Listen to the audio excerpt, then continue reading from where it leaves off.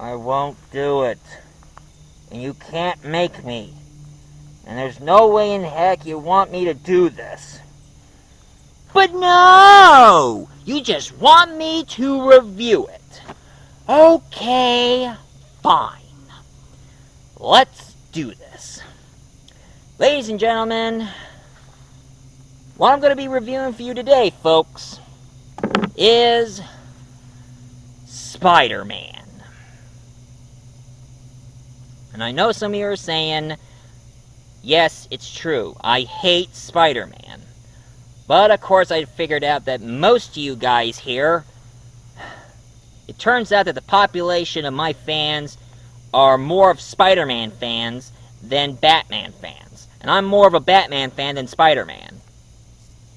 And that's why I'm not wearing a Batman shirt. This time I'm wearing my Deadpool shirt because I like Deadpool better than Spider-Man. And I feel like killing him. But, for all that aside, let's get to Spider-Man. Shall we? Here's something I have, and I wish I never bought this, or talked to my grandma into buying this back then, because it made me feel regret of me buying this. Here I have is a reprint graphic novel of Spider-Man where he first appeared in all of his stories. 1 through 10, all of his stories. But first, a little recap. A long time ago, the legendary godfather of Marvel, Stan Lee... Oh, no, wait. I think I'll do it this way. I think I'm going to review it as Stan Lee impression. Hello there, true believers. This is your old pal Stan Lee. Now, how do I start creating Spider-Man in the first place? Well, this is how it goes. Everybody always thought that little kids should be sidekicks, and I always hated kids' sidekicks. I mean, Robin, who is 16, and he's a sidekick, and, of course, Green Arrow, who has Speedy, and, of course, Wonder Woman, who has Wonder Girl, and, of course, Superman has Supergirl, and also Superboy. I always thought that was just a bunch of nonsense. So therefore, I decided to make a kid who is a superhero. And of course, my editor told me, Stan, don't you know what a superhero is? I mean, a superhero has to be a full-grown man. But of course, I decided to create a superhero who has problems. Pretty much the same kind of problem as a teenager have. So therefore, I created Spider-Man. And here how it goes, true believers. How it all happened in the first place. You see, according to this here, Peter Parker here, he was an 18-year-old science major. He was a nerd, just like me. And of course, as you can see here, he has much luck. I mean, he's not that popular. Pretty much, this boy here, Flash Thompson here, he has all the popularity. But sadly, Peter Parker has no friends because he's a nerd. And that's what Peter Parker was. And of course, he lives in his home with his Aunt May and Uncle Ben. Because his parents left him. Anyway, as you can see here, he always have crushes of girls, but he never gets much luck. He's been raised by his lovable Uncle Ben and his Aunt May. Until this happens. He went to a science lab with a group of kids on a field trip and saw a spider been blasted by radiation. And then all of a sudden, the spider just landed on his hand and bit him. And now he feels really strange and weird, and he started developing spider-like abilities. And that's how he became Spider-Man. But he didn't become a crime fighter at first. Since he discovered his powers, he decided to start his career as a wrestler. And he's supposed to get paid being a wrestler. Because he's pretty quick, pretty smooth, and he defeated this wrestler here.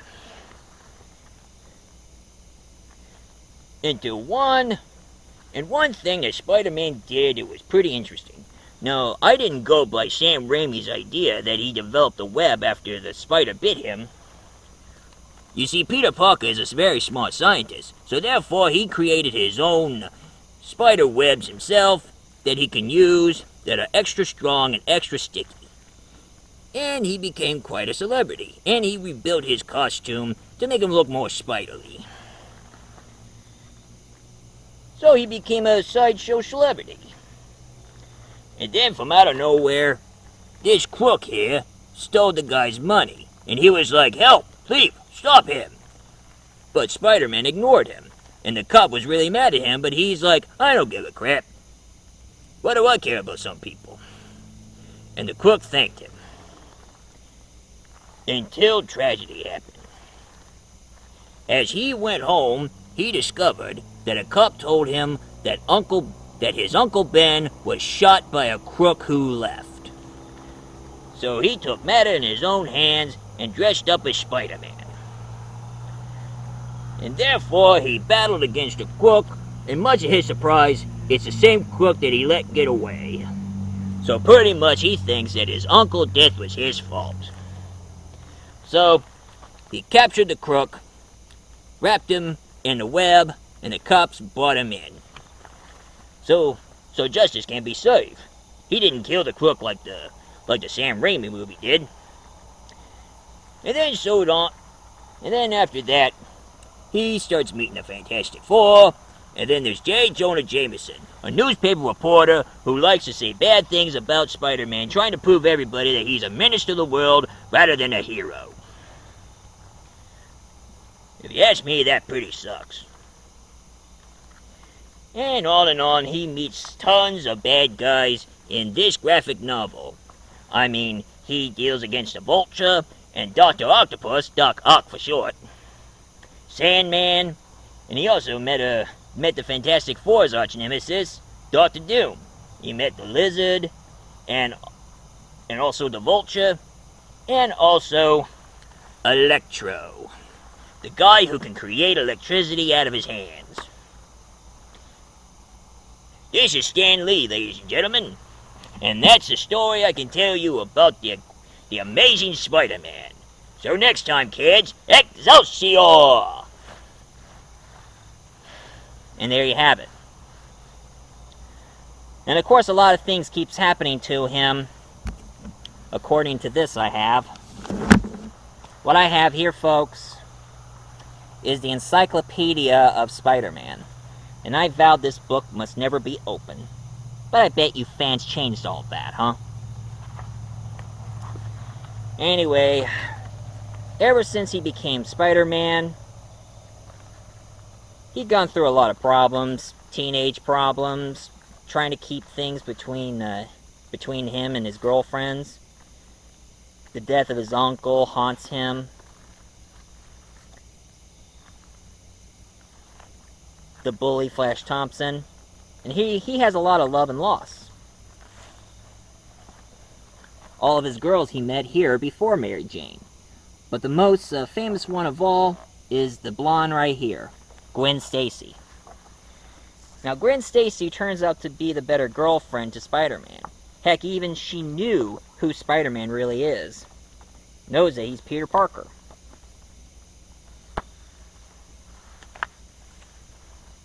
So she helps out any way she can, even though her dad, who is the chief of police, is trying to apprehend and arrest Spider-Man for taking matters in his own hands. I bet he's been listening to J. Jonah Jameson's newspapers. You know, I hate J. Jonah Jameson more than Spider-Man. Because I hate people who takes our heroes and making them become bad guys. I hate that. Well, it's kind of like what Harvey Dent said on Dark Knight. You either die a hero, or you live long enough to see yourself become a villain. Anyway, here comes the most horrible tragic that he ever had in his entire life between him and Gwen Stacy. I know some of you have seen it on Amazing Spider-Man Part 2, but here it is, the comic book version of it, the death of Gwen Stacy. And as you can see here, Green Goblin kidnapped her, he pushed her over, and as Spider-Man shot his web to get his leg, and then, snap, comes her neck, and as he picked her up, he discovered that she is dead. That's horrible. I mean, it was pretty shocking to me. I mean, I always thought it was pretty awful about what happened to Gwen Stacy. I mean, even though I like Mary Jane, but a lot of people say that Gwen Stacy was more of a love of his life more than Mary Jane. Speaking of thus, as I can get to her here, it's a book, so. And here comes his new girl in his life, the lovely red-headed Mary Jane.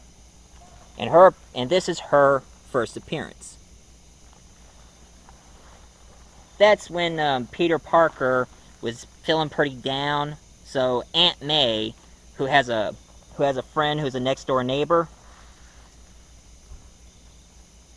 and a friend of hers wanted to do a matchmaker between Peter Parker and Mary Jane, and Peter Parker was getting worried, thinking that she might be ugly or something.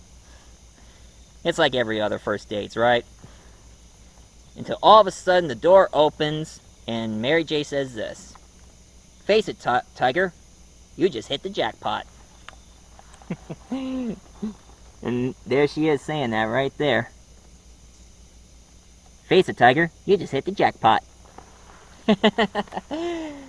That's pretty sweet. So pretty much she knows that Peter Parker is Spider-Man, so she's trying her best being a good girlfriend, and of course in the future, a better wife to Peter Parker. While at the same time, Spider-Man has gone through a lot of things that are pretty shocking. Even some of them were pretty bad. Even they made a future comic where Peter Parker and Mary Jane, they grew up and got old, and they have a daughter, and Peter Parker's daughter shared the same DNA as Spider-Man and became Spider-Girl. Wow. And of course I heard that there are Spider-Women. They're probably in this comic or not, but if I didn't get to it, maybe I'll just continue on reviewing.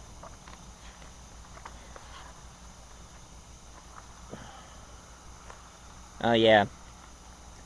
Even they did some issues where his Aunt May was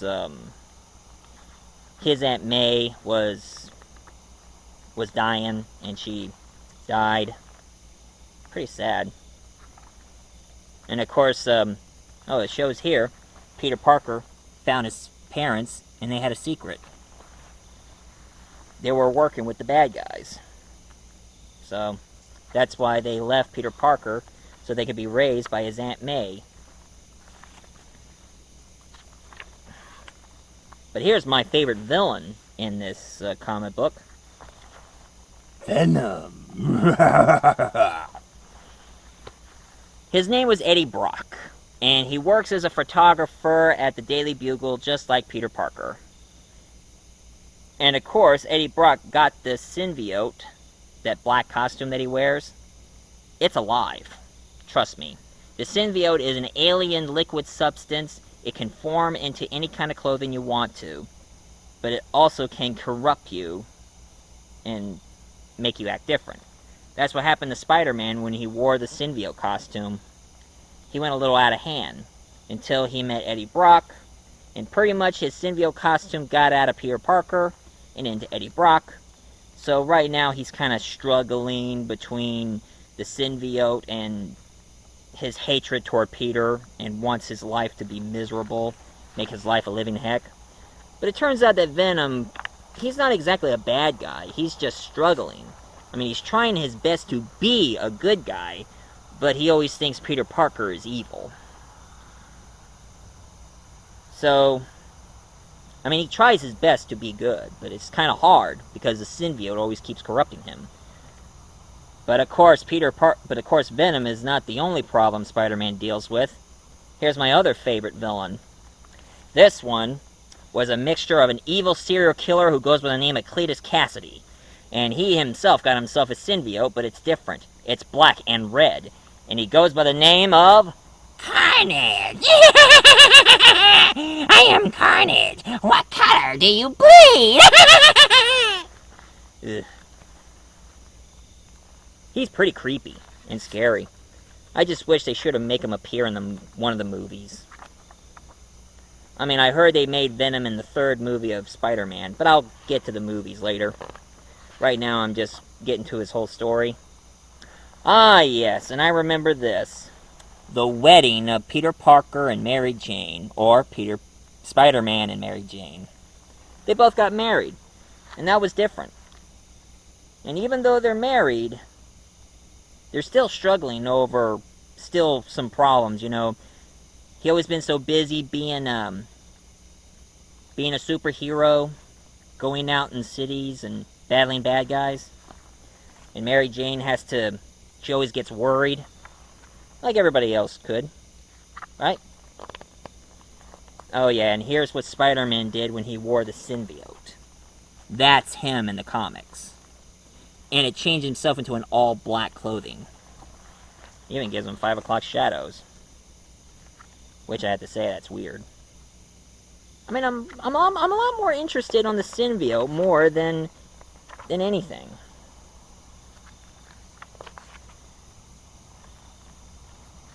And he also met a few other villains. Ah, here we are. But here are some characters I do enjoy. Spider-Woman. Well, Spider-Woman, that is.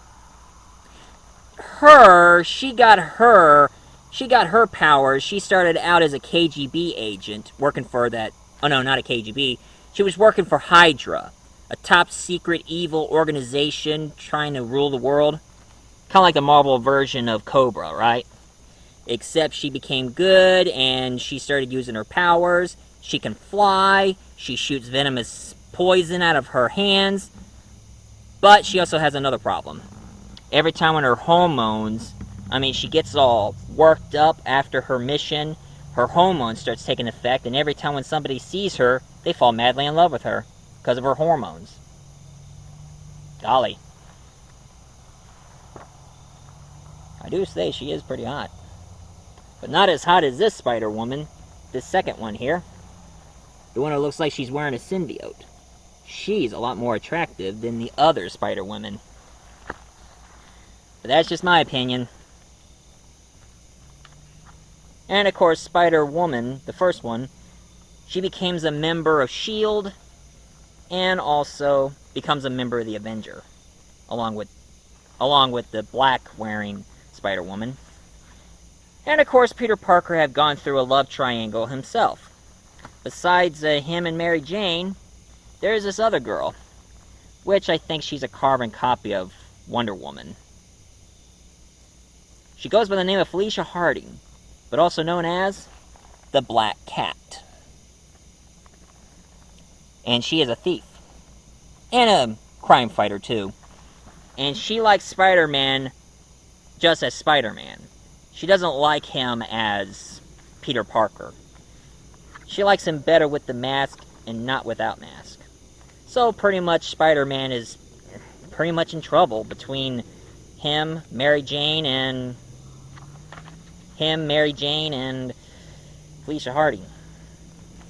Ah, the Green Goblin. You know, since I'm done with this book, I'm going to tell you about something really shocking that did happen in real life. Oh, sorry. Stan Lee, the godfather of comics, he got a letter from the anti-drug people. And the anti-drug people wanted him to do a comic book. It should be going against drugs. So he made a really good comic book, a good story, where Harry Osborn, that's right, Harvey Oswald's son, he got hooked on the drugs, and he went completely nuts, and he's kind of tore up between his addiction and him being the Green Goblin. And it did start out of Spider-Man saving a black kid who is so stoned that he thinks he can fly. He thinks he's a bird. But Spider-Man stopped him. And it's his way of it's pretty much it's pretty much something to tell you kids, don't do drugs. Like I always tell you, don't do drugs. Jeez. If any of you haven't seen my Reefer Madness review, you'll get what I mean. Anyway,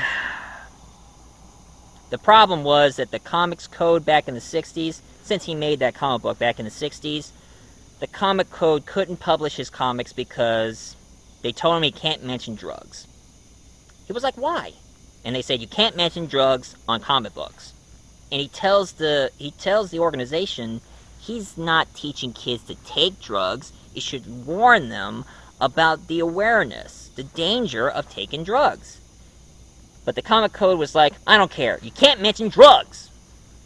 So Stan Lee went to his boss, who was a good friend of his, and he says, I'm going to publish this comic book, and I don't care if it has a comic code or not, I'm going to sell this comic.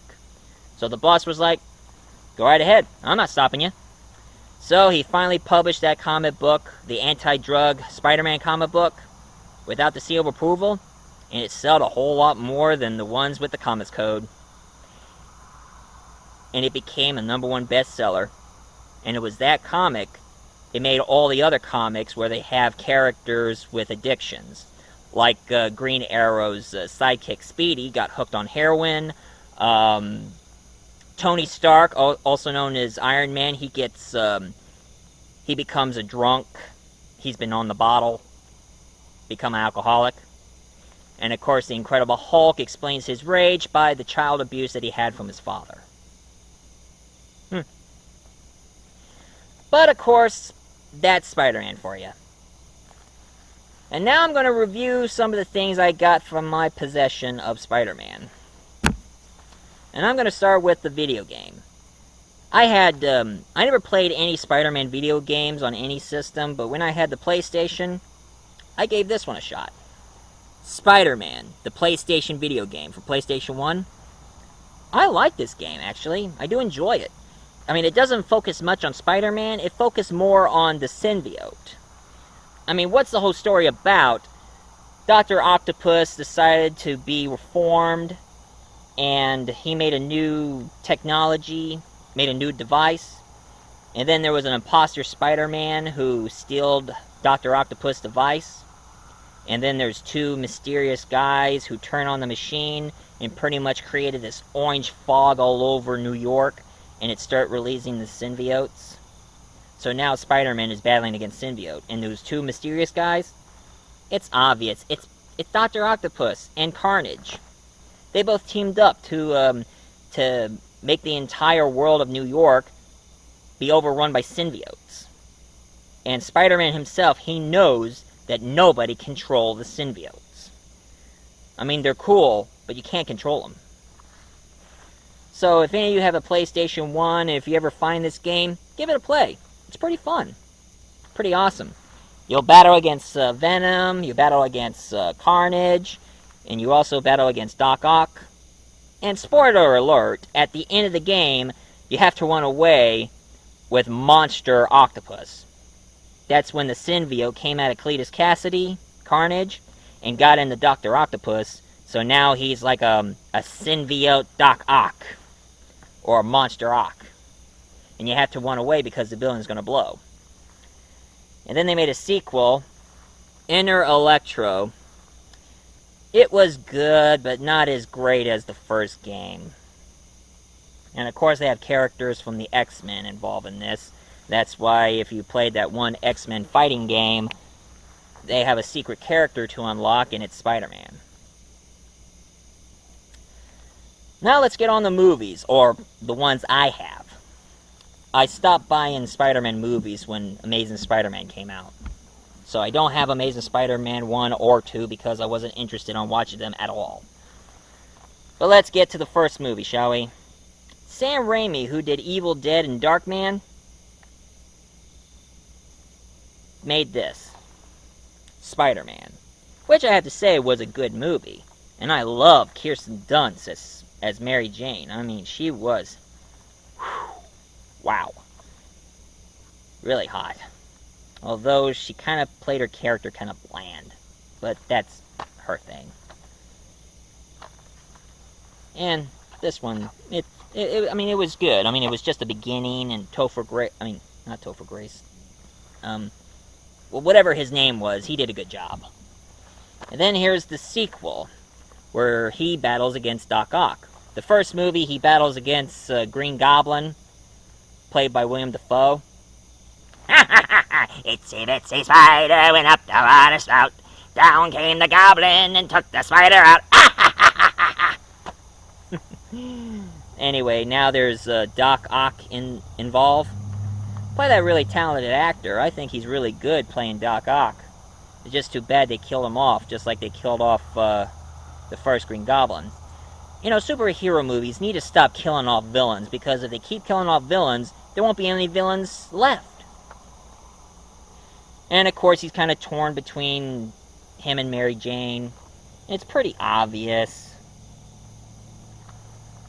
And of course, the new J. Jonah Jameson in this, I hate.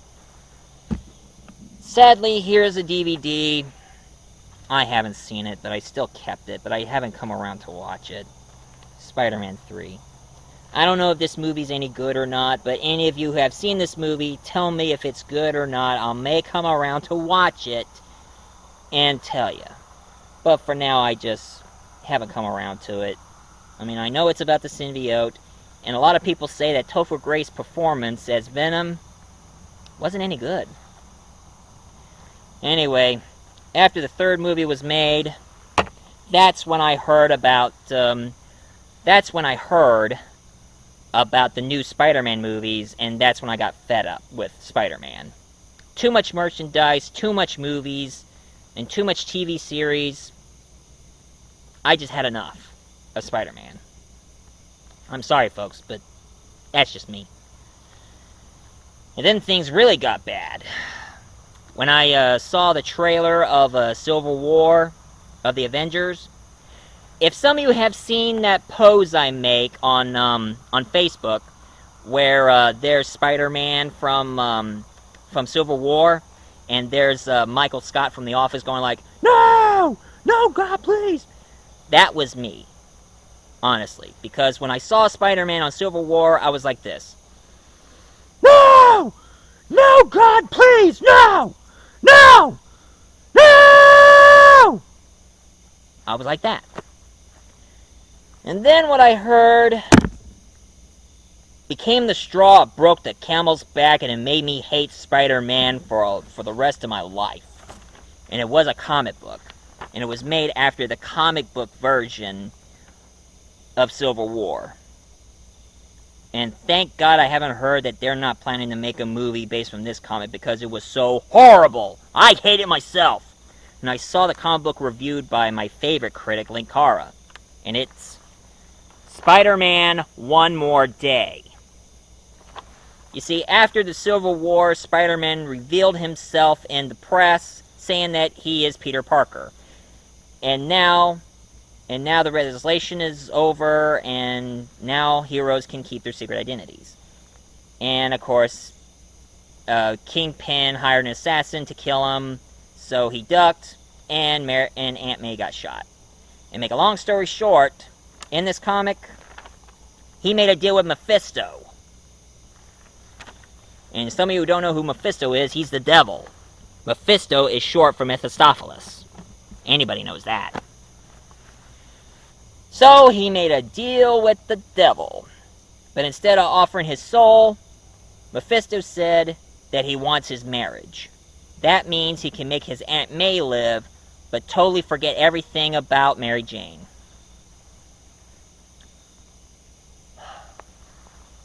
That's when I got really mad. I usually don't drink, but when I do, I prefer the sake. Stay thirsty, my friends.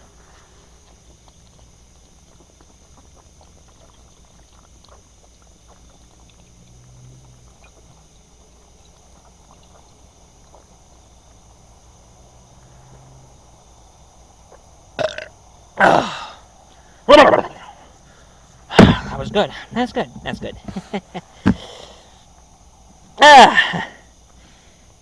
If any of you have any ideas for giving me something for Christmas, I want you to bring these guys who made this comic book. These guys, here. Not Stan Lee, but those guys. I want to be sent after his happy-go-lucky house, and then I'll be brought right here, with a big ribbon on his head. And I want to look into him and tell him what a pompous, no-good, tap-dancing piece of crap, cow-tipping, heartless, memberless, hopeless, heartless piece of monkey turd he is! Hallelujah! Ah, crap! Where's the aspirin? Ah!